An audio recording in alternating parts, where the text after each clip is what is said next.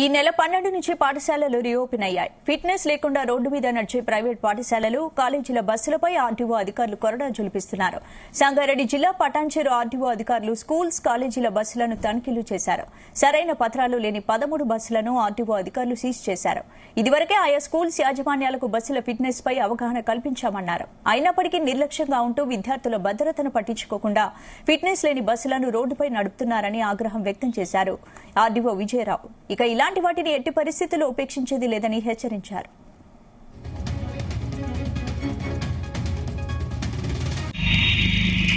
స్కూల్లో మనకు ఈ మంత్ అంటే జూన్ 12 నుంచి రీఓపెన్ అయినాయి. దీనిలో భాగంగా స్కూల్లో యాజమాన్యాలకు అందరికీ కూడా మేము ముందే ఫిట్నెస్లు అన్నీ చేయించుకొని స్కూల్లో మనం ఓపెన్ అయ్యే లోపల బస్సులన్నీ యథావిధిగా ఆ కండిషన్లో ఉండేటట్లు ఉంచుకొని రోడ్డు మీద వచ్చి స్టూడెంట్లను స్కూల్లో కానీ వాళ్ళ ఇంటి దగ్గర కానీ భద్రతగా తీర్చడానికి మేము ఆల్రెడీ వాళ్ళకు ఆదేశాలు ఇవ్వడం జరిగింది. అయినా మా విధిగా మేము మరి ఇంకేమైనా ఫిట్నెస్ కాని బస్సులు ఉంటే మేము రోడ్డు మీద చెక్ చేయడం జరుగుతూ ఉన్నది.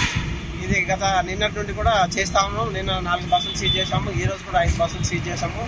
ఇది వాళ్ళకు అవగాహన ఇచ్చినా కూడా వాళ్ళు అదే విధంగా బస్సులు తిప్పడం జరుగుతుంది. కాబట్టి మరి వాళ్ళకు రోడ్ మీద చెక్ చేసి వాళ్ళని సీజ్ చేసి మళ్ళీ వాళ్ళకు